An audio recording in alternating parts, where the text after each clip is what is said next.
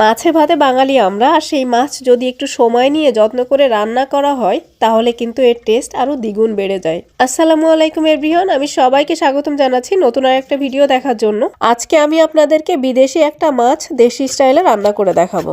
তো আমি এখানে 1 কেজি ডোরাডে মাছ নিয়েছি। মাছটা খুব ভালো করে ধুয়ে পরিষ্কার করে নিয়েছি আর লবণ আর হলুদ মাখিয়ে রেখেছি। এবার আমি মাছগুলোকে ভেজে নিচ্ছি, আর ভাজার জন্য আমি এখানে পর্যাপ্ত পরিমাণ তেল নিয়েছি। তেলের পরিমাণটা এখানে একটু বেশি আছে, তো তেল কেন বেশি নিলাম এটা আপনাদেরকে আমি পরে দেখাচ্ছি। তো মাছগুলো খুব ভালো করে এপাশ ওপাশ উল্টিয়ে আমি ভেজে নিচ্ছি। আপনারা দেখতে পাচ্ছেন মাছ ভাজা হয়ে গেছে। ঠিক এই পর্যায়ে আমি মাছগুলোকে উঠিয়ে নিচ্ছি। এই ডোরাডে মাছটা দেখতে তেলাপিয়া মাছের মতো হলেও খেতে কিন্তু আমার তেলাপিয়া মাছের চাইতে বেশি ভালো লাগছে। তো আপনারা যারা বাইরে থাকেন তারা অবশ্যই এই মাছটা কিনে খাইতে পারেন। আমার মাছ ভাজা হয়ে গেছে, এখন মাছগুলো আমি উঠিয়ে এক সাইডে রেখে দিচ্ছি। এখন আমি এই মাছ ভাজা তেল দিয়ে মাছটা রান্না করে নিব। এই মাছ ভাজা তেলের ভিতরে মাছের সব ফ্লেভার আছে, সো খেতে কিন্তু দারুণ লাগবে। আর আমি এখানে 1 কাপের মতো পেঁয়াজ কুচি নিয়েছি। পেঁয়াজটাকে এখন ভেজে নিচ্ছি বাদামি হওয়া পর্যন্ত। সেই মাছের তেল দিয়ে মাছ ভাজার মতো অবস্থা হয়ে গেছে আমাদের। যাই হোক, পেঁয়াজ ভাজা হয়ে গেছে। ঠিক এই পর্যায়ে অ্যাড করে দিলাম 2টা বড় টমেটো কুচি। এখানে টমেটোর পরিমাণটা একটু বেশি লাগবে, কারণ আমি এটা ভোনা ভোনা করবো তো, আর টমেটো বেশি দিলে গ্রেভিটা অনেক ভালো আসবে। এবার সাথে দিয়ে দিচ্ছি কিছু মশলা।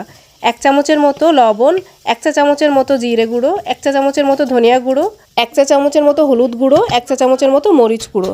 সাথে আমি আরও দিয়ে দিচ্ছি 1 টেবিল চামচের মতো রসুন বাটা আর 1 চা চামচের মতো আদা বাটা।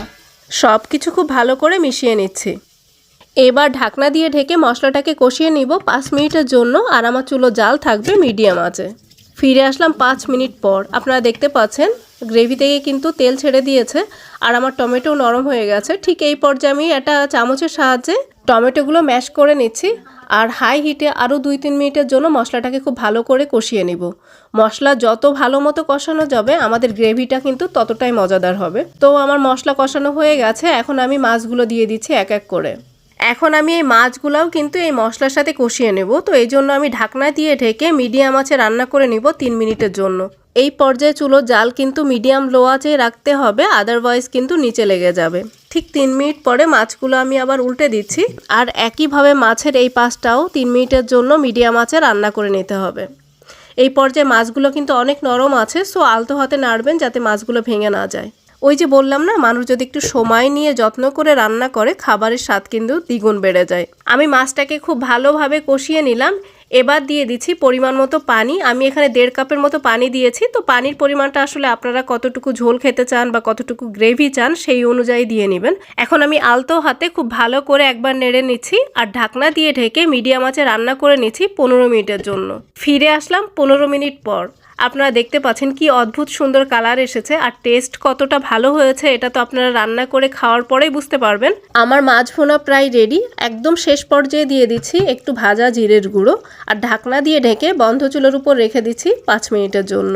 আশা করছি আজকের রেসিপি আপনাদের খুব ভালো লেগেছে। ভালো লাগলে অবশ্যই লাইক, কমেন্ট আর শেয়ার করবেন। ফলো করতে কিন্তু ভুলবেন না। সবাই খুব ভালো থাকবেন, সবাইকে ভালো রাখবেন। আল্লাহ হাফেজ।